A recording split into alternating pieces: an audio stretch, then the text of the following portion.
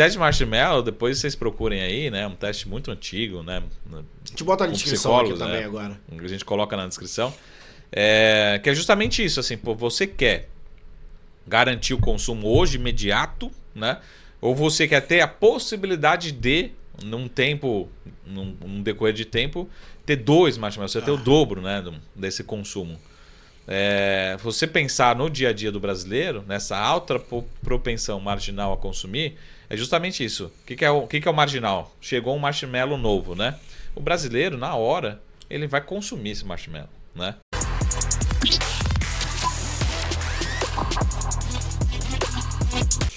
Fala, FDBs, tudo bem?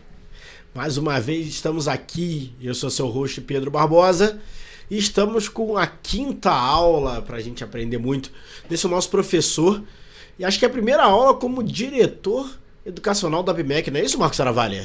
Possivelmente, né? Muito obrigado aí pelo convite, mas assumi esse cargo recentemente, nesse ano de 2024, a convite dos executivos, né, da APMEC. E falando um pouquinho já, a APMEC, para quem não conhece, é a Associação dos Profissionais e Analistas de Investimentos do Mercado de Capitais, né? Já teve outro nome, antigamente chamava ABAMEC, né? Hoje faz uma série de atividades aí. E, de novo, é uma associação sem fins lucrativos, né? Os principais executivos lá não têm remuneração alguma. Então, a gente trabalha lá como voluntário mesmo, né? Para ajudar nessa parte de certificação, regulação do mercado de capitais, mais especificamente algumas certificações aí específicas, né? Assumir o cargo de diretor tanto de educação como de certificação, né? Olha só, agora você que manda prender, manda soltar, isso lá. O trabalho é muito bem feito lá, muito profissional, tem um corpo de profissionais também, de executivos, né? E a gente trabalha muito nessa parte de fazer a divulgação, né, a melhoria, escutar o mercado, né, trazer novas certificações, conversar com o órgão regulador também. A gente continua, lógico, sempre prestando contas para o órgão regulador, né? Então, como que a gente pode melhorar as provas, como que a gente pode trazer mais acesso? Isso melhorou muito ao longo dos últimos anos, né? E, lógico, acompanhar, né, validar, tem um processo que a gente chama de PEC, né, um programa de educação continuada também, como isso pode validar junto com os certificados profissionais. E tem muita gente assim que é analista, mas não exerce a função. Tem outras certificações também, né, voltadas para RPPS especificamente. E a gente fez um processo, acho que ao longo do tempo, nos últimos 15 anos aí, na parte de certificação, de melhorar, né, de subir a régua. Então todo mundo sabe que é um certificado bem difícil de ser obtido, mas também ele está mais acessível, né? Então hoje você consegue marcar provas, você consegue fazer à distância, você consegue acessar do Brasil inteiro, né? Antes era só na mão, era só presencial em São Paulo, Rio de Janeiro, poucas praças, né? Então mudou muito. Essa é a FGV também não, né? FGV. FGV também. Tem um banco de dados lá da FGV, que ela não só a parte de questões, mas também de execução, vamos dizer assim, da certificação, né? E a APMEC, principalmente a parte analista, né? A gente fala muito de fundos, os fundos precisam muito, né? Então tem ali sempre um analista ali que dá uns calls, depois a parte técnica lá, CGA, e vai embora, né? Os fundos, pela regulação, os fundos em si eles estão mais ligados à Anbima, né? Mas a gente também tem, principalmente corretoras, né? Que tem mais o foco de analistas. E hoje a gente tem muita casa de análise independente. A regulação se atualizou, se aperfeiçoou para isso e acabaram surgindo as casas independentes, né? Meio que um puxou o outro, né? Você pode fazer um pool de analistas ali e ter um research, né? Que a gente chama. Independente. Isso é ótimo, é excelente. Começamos falando de aula aqui, já falamos de regulação. Isso, a aula é aula, né? Aproveitar você como professor. Eu queria falar um pouquinho sobre a questão de comportamento, né? Que a gente sabe que comportamento do investidor é um negócio bem complicado. E aí entender um pouquinho o seguinte, né? Como que é esse comportamento em momento de crise, né? Principalmente, né? É um negócio que é muito importante, tanto do investidor, tanto que a pessoa que presta serviço para esse investidor, né? E você já tem um tempo de mercado, né, do seu Marcos Saravalha, e já passou. Qual foi a primeira crise que você passou de mercado? Pô, primeira crise mesmo, assim, eu peguei, mas eu era muito novo no mercado, né? Mas peguei um pouco do começo do século ali, né? 2001, Torres Gêmeas, que o pessoal brinca, enfim, tem crise.com, né? Uhum. Tecnologia, mas eu era muito neófito ali, estava muito chegando no mercado. Mas acho que a grande crise que acho que ninguém não vai ter comparável, espero que não tenha comparável, é a grande crise financeira mundial de 2008, né? 2007, 2008. E coronavírus é uma crise única, né? Específica, mas uma questão muito mais de saúde, que acabou afetando a economia mundial. Mas grande crise financeira mesmo que eu lembre muito bem, tivemos outras. Fora do começo do século ali, acho que a grande crise financeira mundial não tem igual. Em 2008 você estava junto a cliente final, sempre sell-side. Até eu brinco assim com o pessoal que a gente sempre deu muita entrevista, né? Contribuir para os jornais, para a mídia. E na crise de 2008, ninguém queria dar mais opinião, né? E aí eu falei, mas aí é o momento de... Todo mundo sumiu, é isso? Todo mundo sumiu, todo mundo. Porque... Não adianta, tudo caiu, né? Tudo se desvalorizou. Foi algo que assim, ninguém sabia quando que se ia recuperar, quando que ia terminar. E foi engraçado assim, historicamente, que o Brasil estava na contramão, né? Em 2008 a gente obteve 2 graus de investimento, né? 2 classificações de investimento, enquanto o mundo estava já em colapso, né? Até falaram que aqui seria uma marola, não é isso? Seria uma marola. Aqui não ia chegar, né? Então a gente foi ter o impacto da crise financeira só no final, né? Praticamente mais para o segundo semestre. Mas no primeiro semestre a gente estava na contramão do mundo, a gente estava com o Cristo Redentor decolando na capa das revistas, né? E a gente tinha obtido 2 graus de investimento. E aí não tinha o que fazer. Falei assim, o que eu vou fazer? Sugerir carteiras de ações mais agressivas nesse cenário. Então a gente estava tomando risco enquanto o mundo estava diminuindo o risco, né? Mas a grande crise já tinha apresentado alguns sinais de que ia colapsar, né? Só que a gente só foi entender, acho que da crise financeira de 2008 depois, 2009, 2010, mais para frente. A gente não entendia. Tá todo mundo tomando risco, muito risco por muito tempo, que foi o boom das commodities. Na verdade, foi o boom do crescimento econômico mundial, né? A China crescendo muito, o Brasil crescendo muito, aproveitando isso, Estados Unidos também aproveitando, mas era algo meio irracional, né? Que é um pouco do que a gente vai falar hoje, né? Em termos de comportamento. Tinha um termo em inglês, né? Que traduzindo para o português chamava-se ninjas, né? Não sei se você lembra desse termo, mas assim, os bancos estavam dando crédito para quem mesmo não tinha nem emprego, não tinha nada de garantia, não tinha nada. Estavam soltando crédito. E foi as pessoas iam se alavancando, mas principalmente em imóveis, né? Em títulos imobiliários ou realmente em propriedades. Aí foi realmente o colapso aí o mundo entrou em cadeia, em colapso. Então, hoje em dia, assim, tem uma crise, elas ficam um pouco isoladas, né? Não tem uma crise financeira mundial, pelo menos o coronavírus... Tá mais blindado para isso, será? A gente só vai saber quando tiver uma grande crise de novo. De novo, mas é verdade, só quando passar, né? E aí o Banco Central americano fez vários testes de estresse, ainda faz testes de estresse nos bancos, né? Onde poderia segurar se tivesse algum estresse. Aqui no Brasil também a gente tem um bom arcabouço regulatório, né? Muito forte. Até alguns acham que é exagero. Mas a gente só vai saber o tamanho da crise quando eu tiver mesmo, né? Se a gente aguenta ou não. Até por isso, né? Acho que com certeza depois de 29, essa crise foi... Talvez seja até maior que a 29. Se compara muito, né? 29. Então ficou um tempo, né? Um gap sem ter uma crise desse tamanho. E aí a gente pensa na questão da preparação, não da ocorrência da crise, que também é algo que poderia ser visto, né? Bem importante, né? A questão do subprime, enfim. Mas a preparação até para o cliente final. A gente viu, depois da crise de 2008, uma Europa muito devastada, enfim. Como se fosse praça de guerra. Como que seria essa preparação de comportamento humano, né? Acho que você falou, né? A gente dá call de compra, né? Quando você está assim, numa euforia de mercado. E nesse momento o pessoal também se alavanca, entra ali em dívida e fica complicado depois para retornar, né? O mais importante, acho que o grande recado é a ganância, né? Do ser humano. Então, ele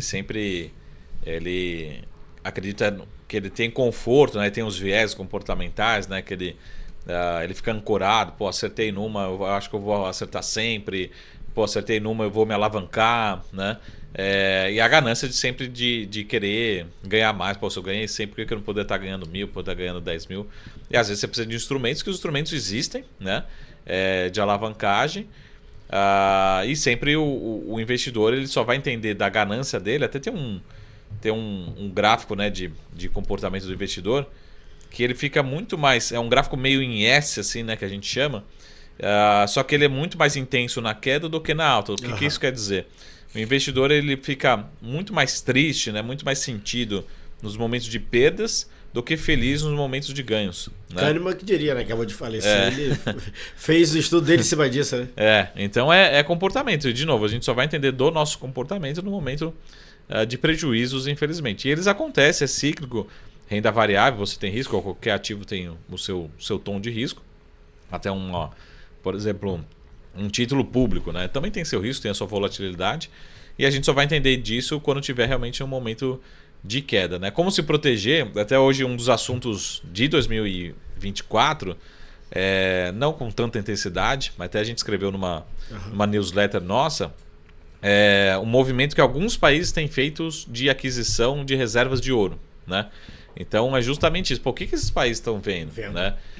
Alguns países, principalmente da Ásia, e aí eu acho que é um movimento justamente de comportamento, porque a gente está entrando num mundo, infelizmente, de que, principalmente com o advento o início da guerra entre Rússia e Ucrânia e outros, né, desdobramentos, mas um movimento de desglobalização e um movimento de que, entre aspas, ninguém confia em ninguém.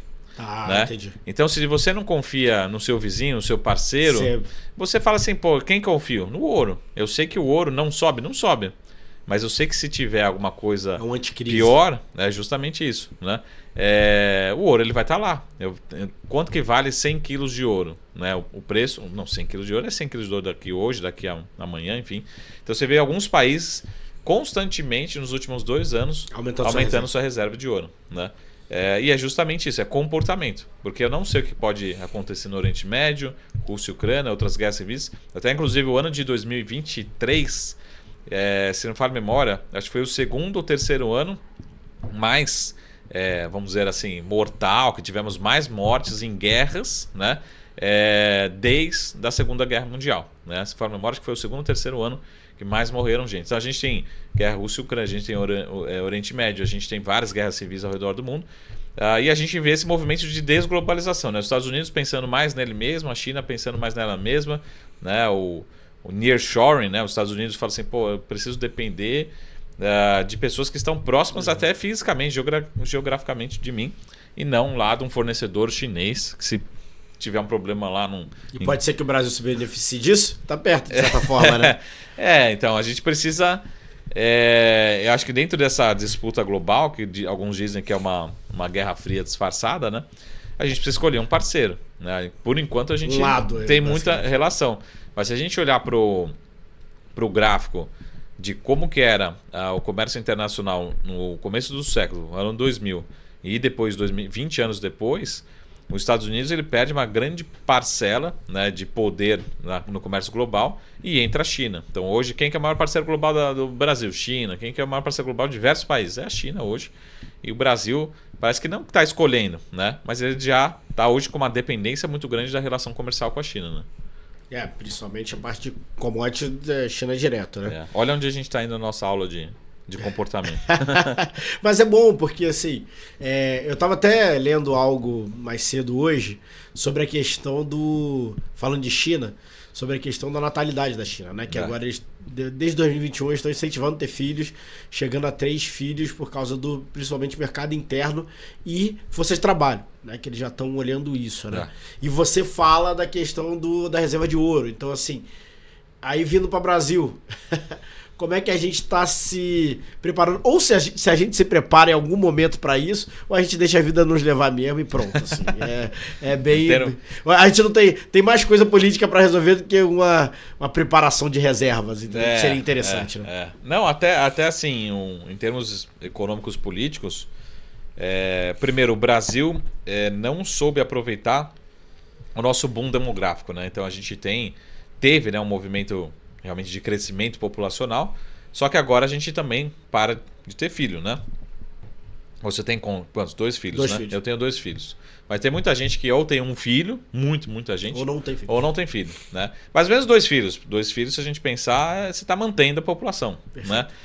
Então, um filho, na média, Então a população brasileira para de crescer, né, num ritmo, e vai chegar algum momento que a gente vai começar a decrescer de fato, né, a nossa população. Assim como esse é o risco da China e outros países, a Europa envelhece muito rápido. Então a gente perdeu esse boom demográfico. Se a gente olhar para o Brasil não soube aproveitar isso. E se pensar o crescimento econômico do Brasil nos últimos 20, 25 anos, foi basicamente porque tivemos mais pessoas entrando economicamente ativa, entrando na economia, né?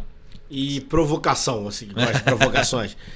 Você entende que a gente teve a mesma oportunidade, exemplo, que a China? A China sim, mas eu acho que muito mais se a gente não comparar... Não pelo tamanho, óbvio que a China é muito maior, mas assim, oportunidades desse caminho. Sim, se a gente comparar com o Brasil, com outros países asiáticos, a gente teve muita oportunidade de fazer programas de longo prazo que a gente não conseguiu aproveitar, porque o que acontece? Esses países eles foram fazendo investimentos também, não só aproveitando o boom demográfico, mas aproveitando investimentos em ganho de produtividade de longo prazo, né? Isso aí. Então, se for pensar o nosso crescimento nos últimos 20, 25 anos, a gente cresce em média 2% por ano, só que desses 2%, mais ou menos 0,1%, 0,2% veio de ganho de produtividade. Então a gente só cresceu porque tinham pessoas novas entrando no mercado de trabalho, que é esse boom demográfico. Não né? foi orgânico, vamos colocar assim, né? Não foi mais entrada, expansão, foi, mais expansão do que orgânico. Não foi pesquisa, não foi desenvolvimento, não foi tecnologia, não foi eficiência, foi realmente as pessoas entrando, né, e a gente absorvendo esse consumo. Outros países não. Então, se a gente olha para vários indicadores, até mesmo indicadores sociais, aqui da América Latina, a gente tem vários países muito melhores do Brasil, que estão piores hoje economicamente em termos de crescimento, mas são bem melhores do que o Brasil em termos sociais, né? Índice de desenvolvimento humano, enfim, vários indicadores. Agora, se a gente olha principalmente PIB per capita, vários países que o Brasil era lá no país Sim. bem melhor, bem maior, eles nos ultrapassaram várias vezes e não tem chance da gente recuperar esse atraso, pelo menos tão cedo. Agora, falando de Brasil, justamente acho que esse indicador, a gente falando de reservas, né, a gente tem várias possibilidades de reservas. O Brasil está muito melhor do que a situação da Argentina, vários países paralelos. E um dos benefícios que o Brasil tem é a reserva internacional, né? Já chegou-se a ventilar no Brasil questionamento de usar essas reservas, né? Vamos usar, é uma reserva muito, muito alta, né? Vamos trazer esse recurso de volta para o Brasil, vamos transformar em consumo, enfim, né? Como se fosse a empresa, né? Tira da reserva de emergência para fomentar, para CAPEX, né? E aí, inclusive, tem muita empresa que faz isso. Fazer, eu tenho caixa em dólar, mas ele vai ficar essa caixa em dólar, né? Eu não vou internalizar aqui no Brasil. Então, a VEG faz isso, a Vale faz isso, várias empresas de capital aberto, eles deixam uma parte relevante do seu caixa em dólar, de receitas em dólares, eles não trazem para cá. Então essa discussão, se em algum momento o Brasil, só para pegar uma reserva como você falou, o Brasil também tem reserva em ouro, enfim, tem outras reservas, mas essa reserva é muito importante e determinante e traz um conforto, traz diferentemente de outros países, não tem essa reserva. Então é muito importante o Brasil manter essa reserva. Lógico que a gente vai questionar a vida inteira se é muito, se é pouco, mas a gente precisa manter essa reserva em dólar lá fora. Como lembrando que o Brasil hoje ele é credor em dólar, vamos dizer assim, né? Então o Brasil ele tem mais reservas lá fora do que também tem dívida. A gente fala que o Brasil não tem dívida, não, o Brasil tem dívida lá fora, só que tem muito mais reservas, então é como se fosse caixa líquido em dólar, né? Então é importante ter essa reserva também. Espero que a gente não vá para a mídia questionar o tamanho das nossas reservas, que isso é muito importante. Como você falou, vem uma crise, eu não sei quando eu vou usar. Perfeito. Né? É como a famosa reserva de emergência, né? O conceito tão básico. Se é de emergência, mas eu vou usar daqui a 3 meses? Espero que não, né? Você vai usar na emergência. Né? Você vai usar na emergência. Espero que você não saiba quando que é a emergência. Quando que é a emergência? Espero não saber quando que ela vai acontecer, né? Eu espero que você não tenha que usar. Usar. Mas é difícil, né? Você faz parte também não só da questão de diretoria da PMEC, mas também de uma parte educacional muito forte, né? Então, não é fácil, né? Porque os conceitos vêm de antes e agora se reflete agora como novidade, né? Mas você foi ler livros passados, enfim, e você vê conceitos de falar de dinheiro é um negócio complicado, principalmente, eu acho que no Brasil. A gente pouco fala, ou pouco falava-se, agora fala mais da questão do que você faz com o dinheiro e do que você tem de poder com ele. Tem, acho que assim, uma curva de aprendizado que o brasileiro precisa obter, precisa ter, precisa ser discutida, precisa ser realmente incrementada, acelerada, a questão da educação financeira, né, fazer parte, mas tem também questão de cultura, né? O brasileiro é diferente do japonês, que é diferente do americano, é diferente até de outros países latinos, né? Eu conheci um pouco mais sobre o Chile, né? O Chile tem muito mais a cabeça liberal do que o brasileiro, né? O brasileiro não tem a cabeça liberal. Isso pode ser bom, pode ser ruim, né? Mas Você o brasileiro... diz um exemplo como, assim? Vamos pegar um exemplo prático, pessoal.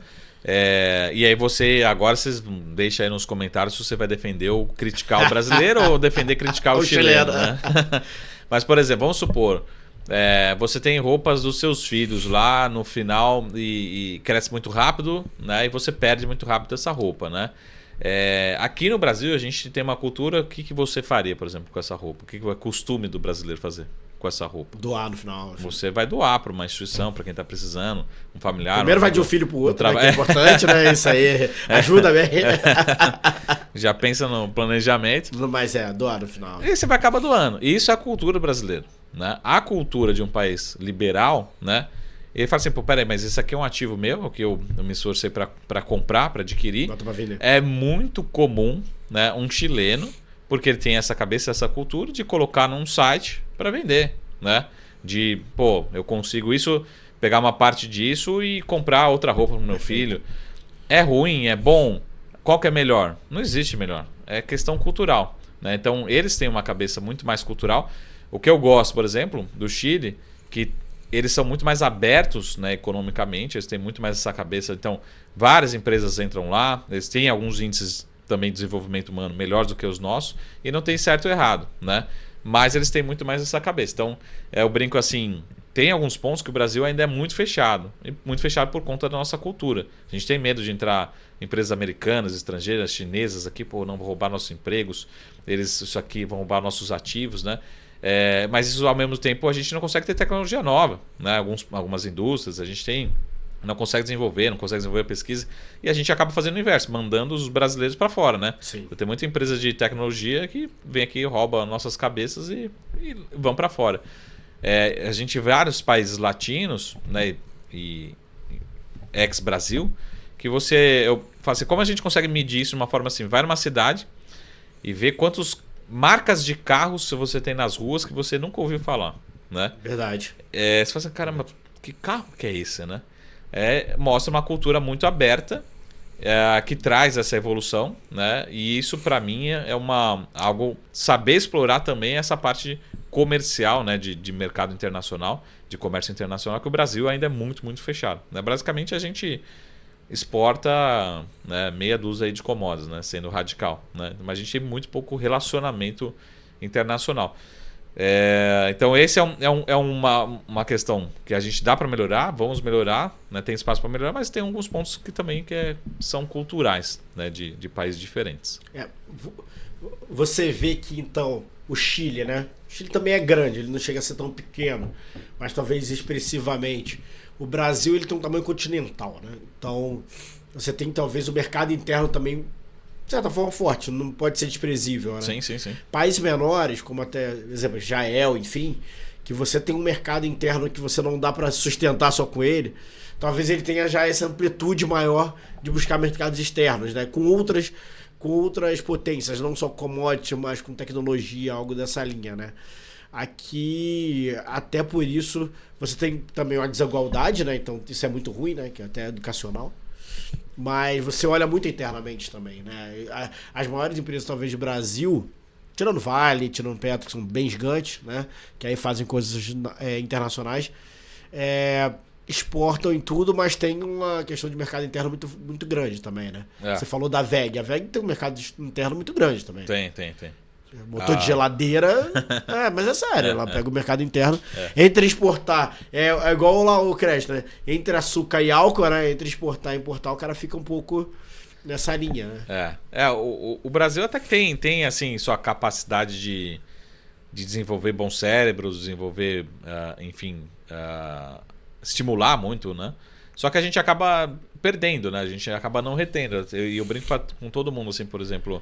Se você pegar a maior empresa de tecnologia do mundo, ou uma das maiores empresas de tecnologia do mundo, de rede social, que é a Meta, né, tem a participação de um brasileiro, né? Sim. muito forte. Só que por que ele não fez aqui dentro, né? Por que ele não estava aqui dentro? Quanto que ele gerou de receita, de recursos, né? De divisa para o Brasil, né? Muito parte dessa riqueza ele gerou lá fora, né? Criou uma empresa lá, ajudou a criar uma empresa lá fora, uma maior empresa do mundo.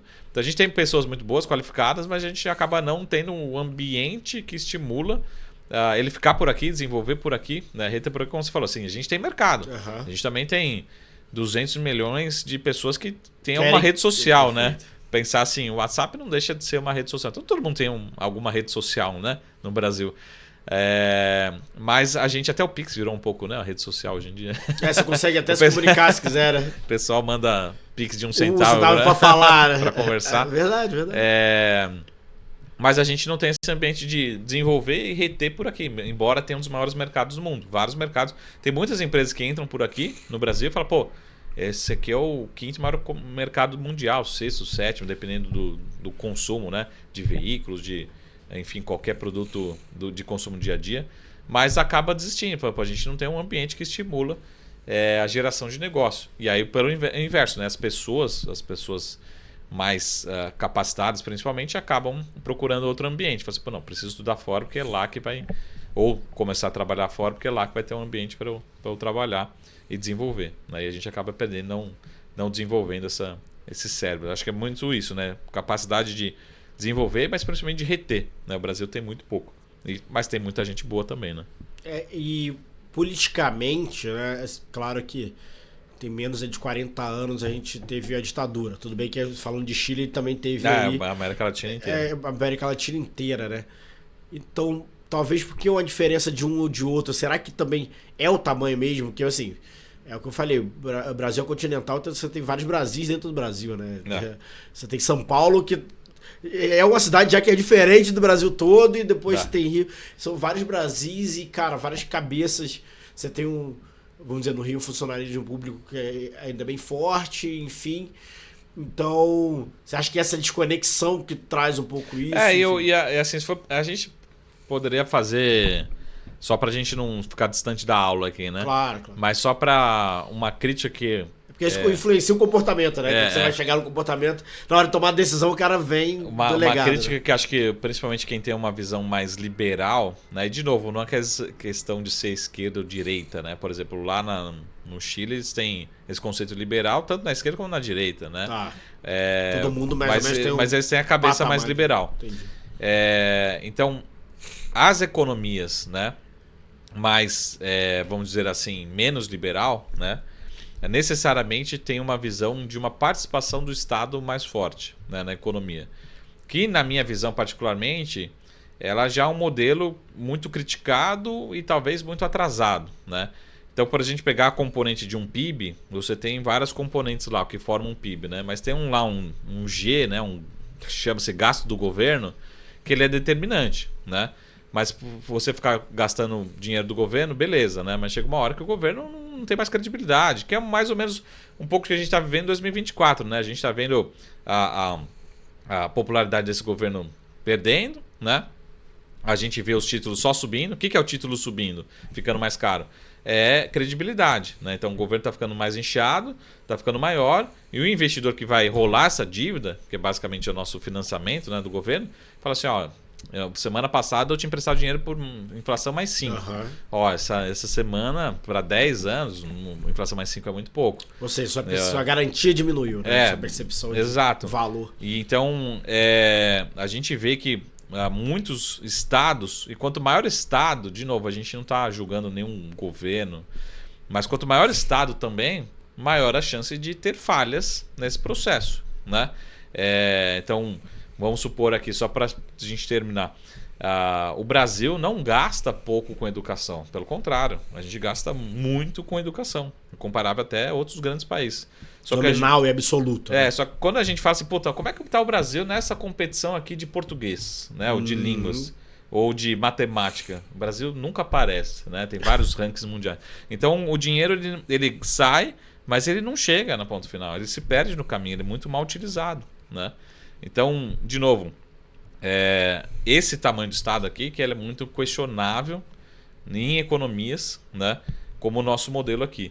E esse é justamente o inverso de modelos mais liberais, né? Pô, não, vamos deixar o Estado menor para atuar numa esfera muito mais regulatória, né, de fiscalização, né, não de ativo, né, na economia, e deixar realmente a esfera. Não quer dizer que a esfera privada é perfeita, que não existe falhas, mas ela é muito mais eficiente em buscar retornos para a sociedade como um todo, né?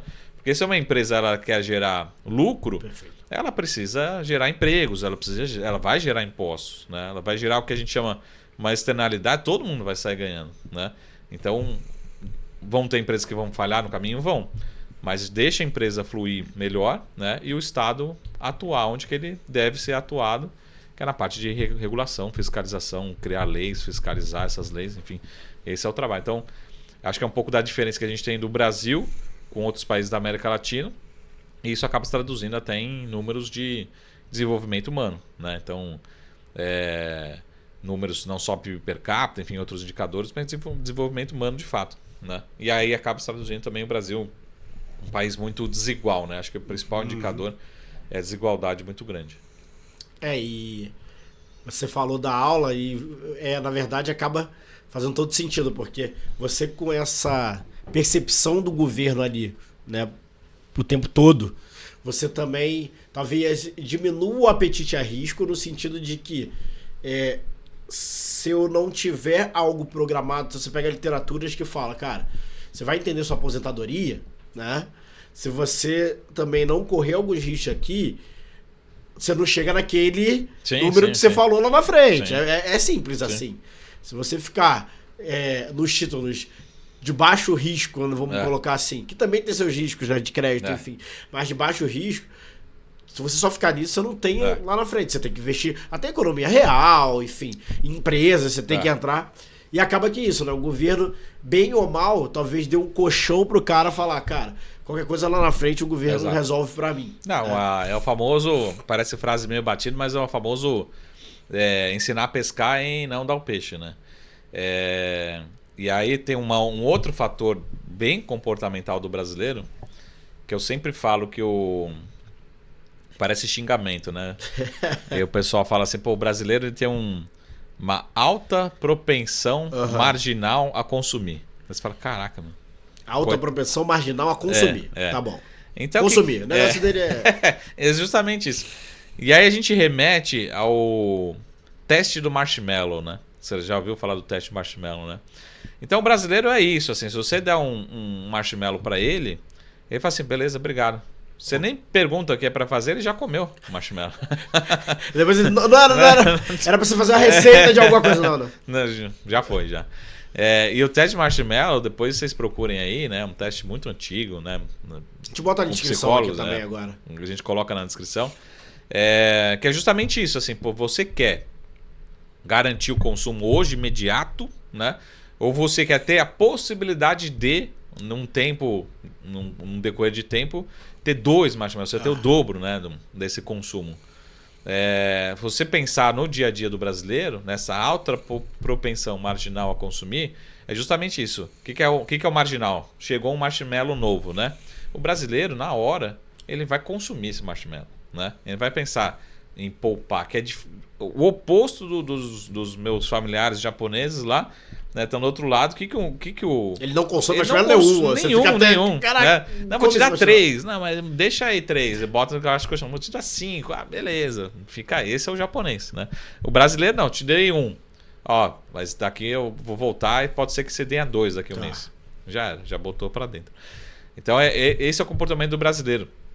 Isso funciona para justamente isso, né? Diferente dos asiáticos. Os asiáticos em termos de política pública, né? Funciona para políticas públicas de curto prazo, né? Por isso que é lógico, todo governo está pensando em se reeleger, todo pensando está governando a popularidade dele hoje, né? Então, se você libera a grana pro brasileiro, ele vai ficar feliz pra caramba. Chega o final de semana, ele já gastou. Na outra semana, ele vai te ligar de novo. Perfeito. Vai falar, me manda mais dinheiro aí. Me manda marshmallow. Aí você fala, não, mas eu já consumi, então não tem mais marshmallow. E aí o Brasil vive do famoso termo técnico, né, em economia chama-se o famoso voo de galinha, né?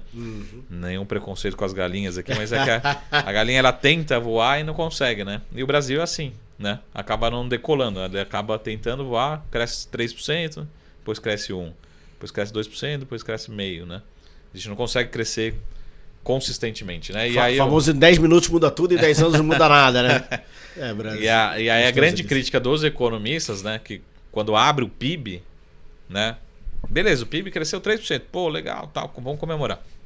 Aí abre o PIB, mas quanto teve de investimento? Porque em investimento, não só o nosso investimento, mas o investimento assim, quantas máquinas foram compradas naquele ano? Lá na ponta. Por que a máquina? Porque a máquina ela vai gerar emprego para os próximos 20 anos, né? Pô, não, mas esse investimento aqui ele só cai. Pô, peraí, então aqui que é preocupante.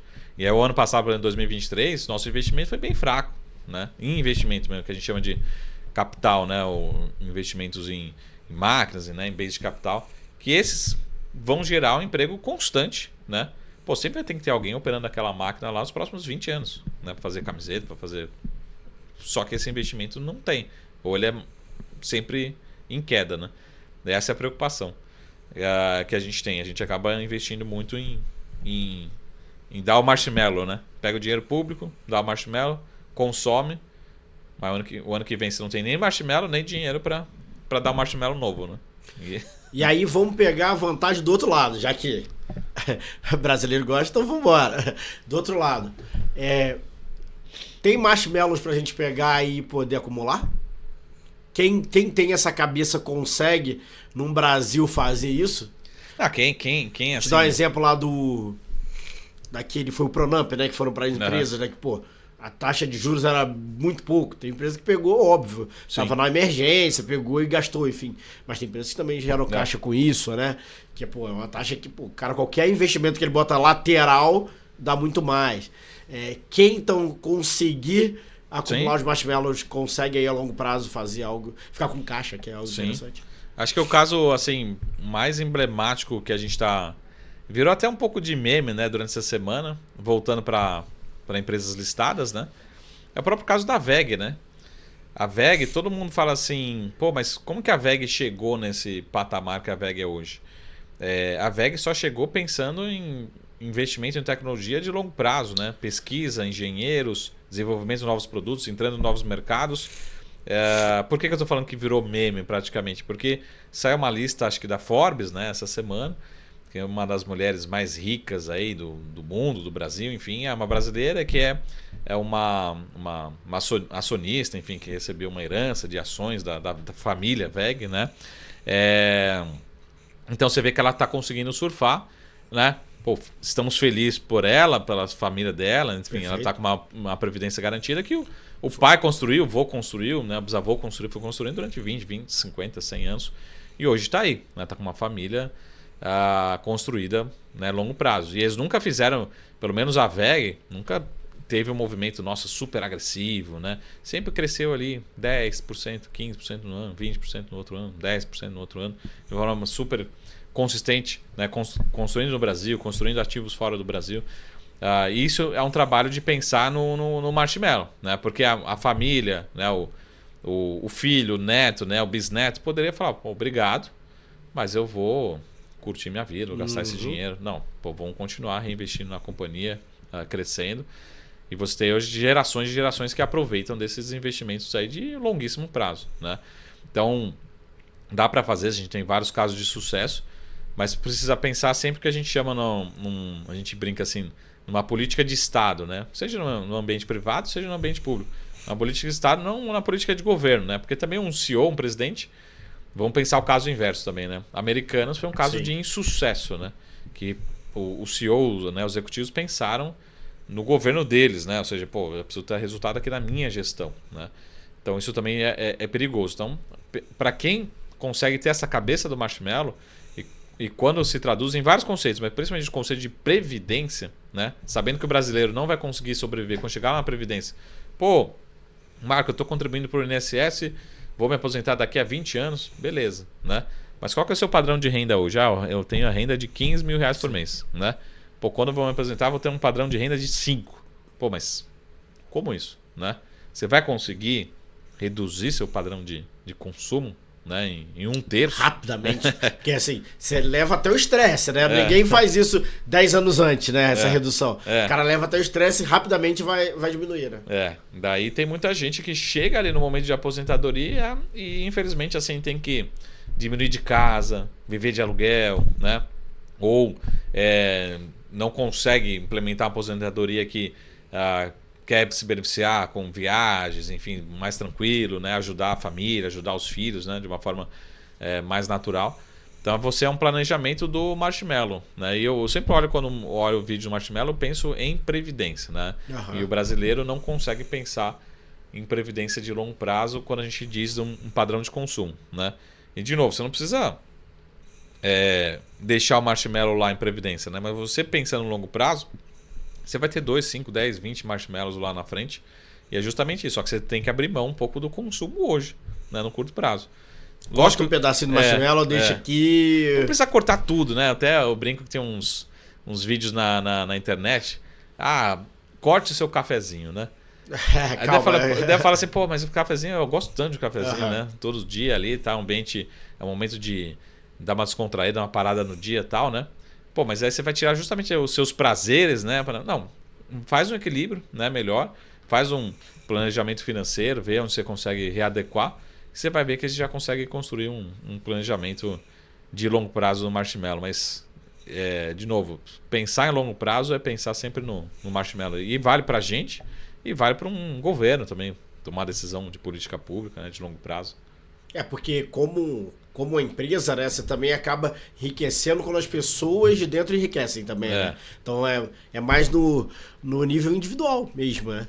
E você vê que, principalmente, aí falando de brasileiro, e você está muito próximo de investidores brasileiros, né? Essa mente está começando a mudar ou assim, já está entrando... Talvez esteja entrando conceitos que não tinham antes e a gente está começando a já passar por isso, né? Tem uma série de melhoras, de evoluções, né? Hoje a gente tem muita informação disponível, né? Muita divulgação nas redes sociais, enfim, na internet como um todo. Mas eu acho que também tem uma questão de culturas, né? Então talvez as próximas gerações já comecem a ter alguns conceitos diferentes, né? Isso é bom. As próximas gerações, pode ser Z, o que for, consomem menos ou mais que a gente. Eles consomem a mesma coisa, minha opinião, né? Tá. Só que eles têm um conceito de propriedade diferente do nosso. Das gerações de hoje para trás, né? De hoje para frente. Explica pra gente aí. Então vamos pegar o caso clássico, né? Acho que é o seu caso, inclusive. Opa, obrigado. Nova geração, né? Não é muito diferente não, tá? Fica tranquilo. Mas, por exemplo, você precisa ter um carro, né? Isso é patrimônio, né? Uhum. E aí até o pai rico, pai pobre, outros livros falam assim, pô, não exatamente um carro é um ativo, né? Ele pode ser muito mais um passivo, né? Que você tem manutenção, ele perde valor. Né? Então você tem... Então muita gente olha ele como um passivo, né? Não é um ativo, né? Então se fosse um ativo, se você fosse um taxista, tá? Mas até Uber barraca de pouco, né? Que aí você usa mesmo. Você usa, né? Então assim, era o sonho das gerações anteriores ter o carro a partir de 18 anos. Você precisa ter o seu carro, né? As novas gerações, elas precisam continuar usando o carro. Vão continuar usando o carro, né? Não vão andar a pé daqui. Não quer dizer que ela não utilize o carro. Vai precisar usando o carro. Só que assim, você tem hoje aplicativos, multipropriedade. Você tem serviços, né? Você tem alguns países... No Brasil não funciona muito porque questão de segurança e tal. Mas tem uns assim que você usa carro por hora, né? Isso. Peguei o carro, usei, gastei... Tipo, volta, voltei. Como uma bike de grande produção aí que tem, né? Então, essa nova geração, ela vai pensar muito no uso, né? E não necessariamente na propriedade. Porque vamos pensar o inverso também, que acho que é legal dessa nova geração. Pô, eu quero ter minha casa na praia. Pô, todo mundo quer, né? Ter na sua casa na praia, passar o final de semana e tal. Essa nova geração, ela vai ter 5.000 casas na praia. Então, esse final de semana ou esse mês eu vou passar na praia do Rio, nessa praia aqui. Entendi. Né? No outro mês eu tenho uma praia na Bahia. Ela não vai ter lugar só, que tem custo pra caramba, que tipo, ela vai metade do ano, o outro ano não vai. E aí, então, é muito isso, de trocar a propriedade pelo uso, e teoricamente você está usando a mesma coisa, né? Mas você gosta também, você pode utilizar. Então, acho que é uma questão de conceito de comportamento dessa nova geração, né? Então, a gente vê muitas empresas, até você vê montadoras de veículos, né? Por exemplo, já criando seus braços de aluguel de veículos, né? E todos os Ou níveis, seja, né? a gente trocaria de propriedade, dono, para o uso. Então, que faria... O cara que mais recebe receita é o dono, por agora o cara que é especialidade de serviço. Talvez a empresa de serviço, mais do que a proprietária, vai ser mais importante do que tudo, né? A empresa que presta serviço para você. O cara vai entender mais isso. Pô, me presta um serviço interessante que eu vou consumir de você, né? E se olhar para o lado do empresário, né, que souber surfar isso, essa nova tendência, já surgiram, lógico, empresas como Uber, né? Enfim, que estão sabendo utilizar esse conceito. Mas as empresas que souberem utilizar esse conceito de serviço, né, também ela tende a estar muito mais próxima, né, do cliente. Perfeito. Porque imagina o seguinte, pô, comprei um carro, eu posso trocar em 1 ano esse carro, posso trocar em 10 anos. Pô, serviço, você sabe que o cara está pagando, não está pagando. O cara tem interação com a montadora, só revisão, que aí é um serviço, mas é isso. É meu carro da não sei o que e é isso, acabou. Então você está muito próximo do usuário, você pode falar, pô, troca aqui, dá um upgrade aqui na sua assinatura, pega um carro por esse mês aqui, enfim, você está muito mais próximo. E teoricamente, quem souber usar isso, é lógico que é muito difícil, mas teoricamente também você pode gerar muito valor para a sua empresa, não só para o cliente, mas para a sua empresa também, né? Então você tem um ativo, por exemplo, que a taxa interna de retorno era X, né? Vamos pensar assim, você compra, vende, mas você coloca esse aluguel no meio, você pode, como o próprio business de uma locadora, né? Então a locadora compra, vende no final, mas ela está gerando uma alocação no meio, né? Então imagina que vão surgir várias outras locadoras aí que estão fazendo esse business de... Quando saiu, né? Foi quando que a gente trabalhou até junto no business lá de Movida, né? Quando teve IPO. Eu lembro que eu conversei contigo um pouco, eu ficava mais no operacional, você mais na análise, e tinha a questão do lojas que iriam conseguir fazer para seminovos, conseguir vender. Precisa vender. Precisa vender porque a Movida só tinha a parte de aluguel muito forte, né? E não conseguia desaguar isso, diferente de uma Localiza que já conseguia, né? Mas, além do vender, eles tiveram que aumentar muito essa parte do aluguel aqui de dar serviço pro cara, né? Então, a gente fala até que é normal, óbvio, uma van do aeroporto até o local, sim. Né? Acho que isso é o que, como você falou, como as gerações vão começar não, já estão consumindo e consomem muito bem isso, né? Me dá o serviço e a propriedade desse cara. Pra ela, ok. É até ruim de gerir, né? Fala, pô, vou ter... Quantos imóveis eu vou gerir como isso? Né? O cara fala, cara, deixa eu participar talvez de parte disso, entendeu? E só para terminar um ponto aqui de comportamento, né? Que acho que é um pouco do... Até porque o papo tá bom e daqui a pouco tem que terminar mesmo, né? Rapaz, foi bom. Mas é bom. Psicologia financeira, né? Só para terminar um ponto de comportamento, é algo que ele é decisivo no nosso dia a dia, principalmente em investimento. É algo muito individual, é algo que livro nenhum vai ensinar, então você vai ter que aprender com você mesmo. Né? O seu comportamento. O seu comportamento. E aí vamos pegar um exemplo, pessoal. Por exemplo, eu geralmente faço entrevista já invertendo a pergunta, né? Mas, por exemplo, como é que você se comporta dentro de um avião? Você voa tranquilo? Vou. Tranquilo. Agora tem gente... O que é tranquilo, né? Também, mas pra mim, eu entro lá, eu vou, leio o negócio e chego no outro lugar. Tem gente que não consegue entrar num avião. Perfeito. Né? Então, o que é isso? Até te dando um adendo, um dia desse, eu vi um negócio que é totalmente normal, só que pra gente às vezes não é, por já ter vivido muito tempo, pessoas com medo de escada rolante. Você já viu a pessoa parada na frente? E ela tem medo realmente de escada rolante, cara. E se o piloto arremeter, o que você faz? Você segue normal? Sim. Eu já também por ter passado por algumas já. Eu já talvez na primeira não foi tão normal. Eu sempre dou uma suadinha na mão. O que acontece? Isso é comportamento. E aí, principalmente, quando a gente tem algum investimento, alguma decisão que não somos nós que estamos no controle, né? Então, quem está no controle é o piloto, né? E você, por exemplo, você já transbordou a sua decisão para o piloto. Fala assim, piloto, toca aí, porque você faz melhor do que eu. Perfeito. Então você fala, pô, eu confio nesse cara e esse é o seu comportamento. Eu tenho esse comportamento 90% das vezes, eu posso dizer. Mas, por exemplo, se tem alguma coisa já diferente, tá atrasando um pouco, né? O voo, eu falo assim, pô, peraí, o que pode estar acontecendo? Mas eu vou tranquilo. Tem gente que já não, fala assim, ó, eu não consigo transbordar essa responsabilidade do comportamento para um piloto. Se fosse eu lá... Então, por exemplo, tem muita gente assim que no carro também, né? Ou dentro de um ônibus. Fala assim, pô, mas será que esse motorista é bom, né? E tem gente que se sente mais confortável até dirigindo. Fala assim, pô, eu quando estou dirigindo eu vou a 150 por hora. Por que 150 por hora?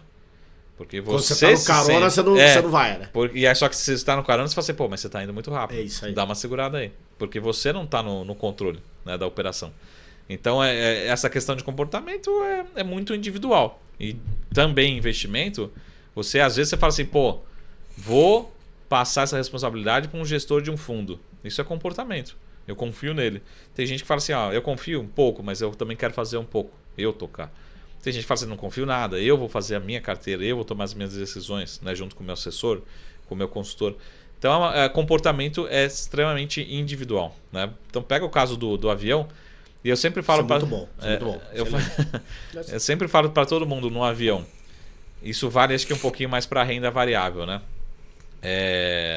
Você sabe o lugar que você vai chegar, né? Só que o caminho ele pode ser diferente, ele pode ser super suave, você pode pegar turbulência, né? Às vezes você pode ter receio do que pode acontecer, né? Então o investimento é um pouco disso, né? A probabilidade de você ter um acidente num avião no mundo é muito baixa, né? Muito baixa. Só que aí você lembra também do quê? Dos casos de acidentes, né? Mas pega estatisticamente quantos passageiros são transportados no mundo por dia, por segundo, né? Com segurança. Só que você vai lembrar. Então isso é o comportamento, né? O comportamento do investidor, o nosso comportamento do ser humano. E acho que aí não tem nem nada de cultura, realmente é muito individual. Individual, né? Claro, tem as influências, óbvio, culturais para moldar, mas é individual. E aí, fechando o ciclo no final aqui, então provavelmente a gente só veja o verdadeiro comportamento de um humano nas crises. E tem só pra gente terminar, nas crises na última provocação. Nas crises que são o verdadeiro comportamento do cara. A última provocação. E nas crises, o ser humano ele é racional, né? A ciência diferencia dos outros animais, né? Diz ele. Não sei se é o meu caso. Mas nas crises a gente acaba se comportando como os outros animais. Tá bom. Né? Então assim, pô, por que você tomou essa decisão? Né? Porque estava num momento de estresse. Né? Então se você, olhando para trás, você deveria ter tomado essa decisão? Não. Mas naquele momento, por algum motivo, e aí cada um vai reagir diferente também no momento de estresse. Né? Pô, o avião deu um turbilhão ali, deu uma turbulência. 90% vai se comportar de um jeito, 10% de outro, 3% de outro e tal. Deu mais de 100% essa minha conta aqui. Mas fica tão tenso que chega até mais de 100%. Mas cada um vai se comportar de uma forma, né? De uma forma irracional. Então é importante, no mundo dos investimentos, o que eu sempre sugiro para todo mundo, né?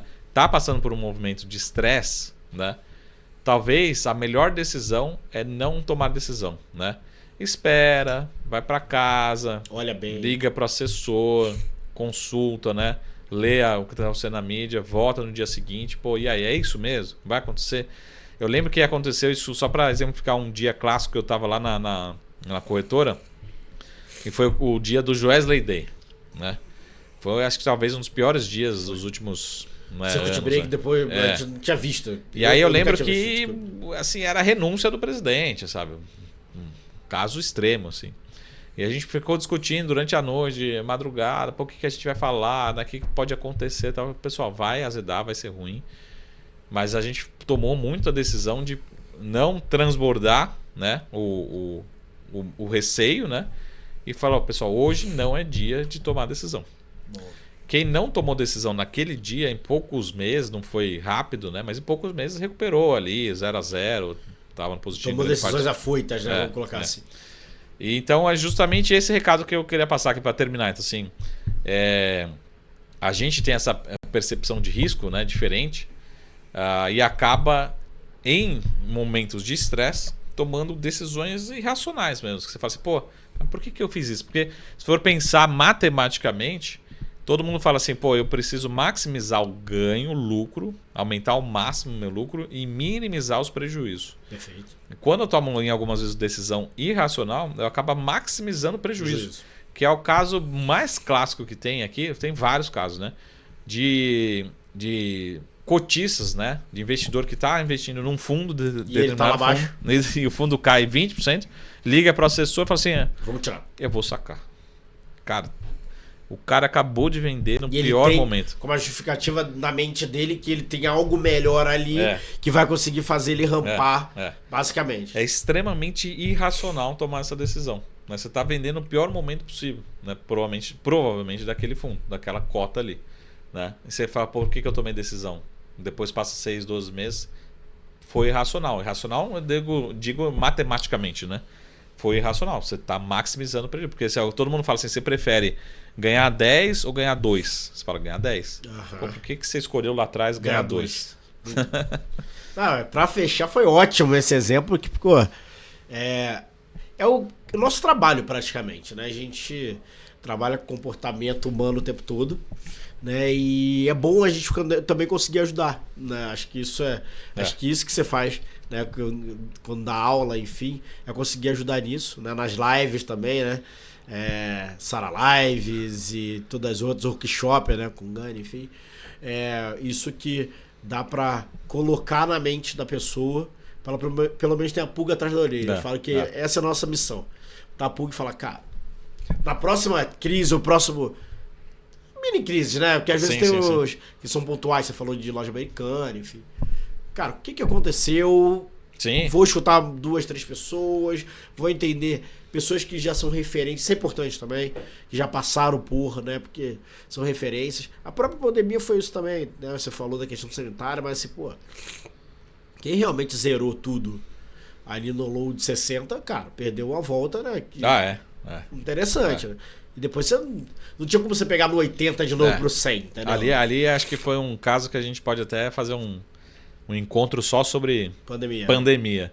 Mas o grande desafio ali é que a gente tentava se espelhar em outras crises anteriores e não tinha. Você não tinha referência, tinha benchmark pra Então a gente até brinca assim que o inimigo era invisível, né? Assim, pô, era um vírus. E você fala assim, pô, mas e aí? Lógico que também entra muito o comportamento, né? Mas a gente não tinha uma referência do que poderia acontecer. Mas enfim, a gente pode depois trazer um bate-papo só sobre crises, né? Esse papo E assim, só se passa por isso passando, né? Porque você só ganha experiência realmente. E é como comportamento humano. Você fala assim, puta, mas num assalto, meu. Como é que o cara vem com o revólver. Cara, eu fiz uma aula de jiu-jitsu. Você pega o braço dele aqui, dobra, né? Põe ele no chão, né? Você tá brincando, né? Vai chegar lá no assalto, lá você fala assim, toque o celular, né? Não, mas é isso. Aí você fala. Será? Aí você também, às vezes, coloca na mente e fala, cara, não, se chegar, eu já tenho aqui, eu dou o celular, faço tudo. Mas, cara, às vezes acontece, você reagiu, aí você fala, cara, por que eu reagi assim? Às vezes você sai correndo, às vezes você grita, às vezes você fica sem paralisado, né? Então, mas vem uma crise, Saravalho. Pô, Renda já faço variável. isso aqui, já faço isso Renda ali. variável, não, tô tranquilo. Vai cair 30% da minha carteira. Tô tranquilo. Esse aí é muito bom. Tô tranquilo, Tipo, cara. aí o primeiro, o outro dia, caiu um. Só, mano, meu Deus, o que aconteceu? Não, eu tenho perfil de risco, meu. Tô tranquilo. Aqueles suitability, né, que a gente responde, Sim. né? Que é super importante para questões regulatórias, né? Investidor. Mas assim, pô, responde de uma forma séria, né? É importante, não para corretora, porque a corretora tá ali muito mais para atender uma regulação, né? Lê direito, né? Porque vai voltar para você.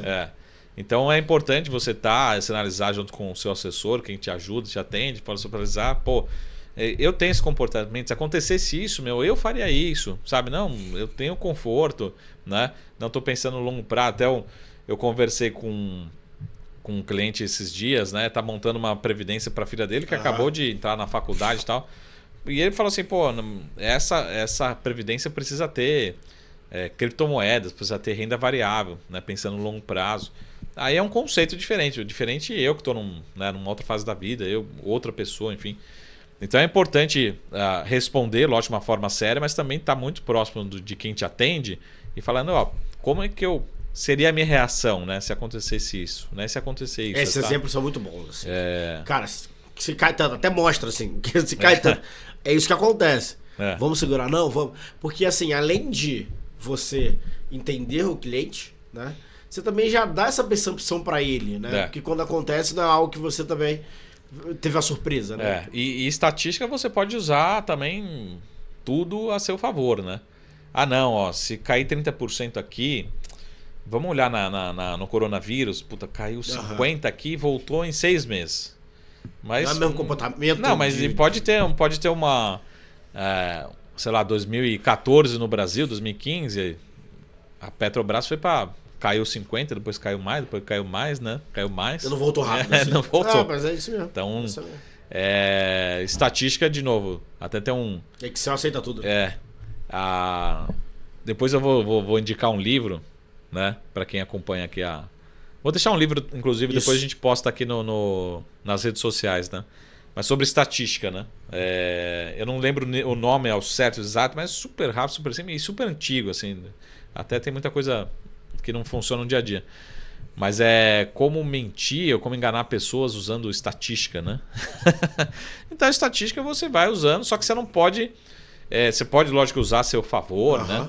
Mas você também não pode se auto-enganar, né? Usando estatística, né? Você ficar o famoso viés da ancoragem. Não, mas eu tô ancorado lá que se cair aqui volta, ou se acontecer isso, tô tranquilo, vai acontecer isso de novo, né? E você sabe que não, né? Estatística tudo pode acontecer, né?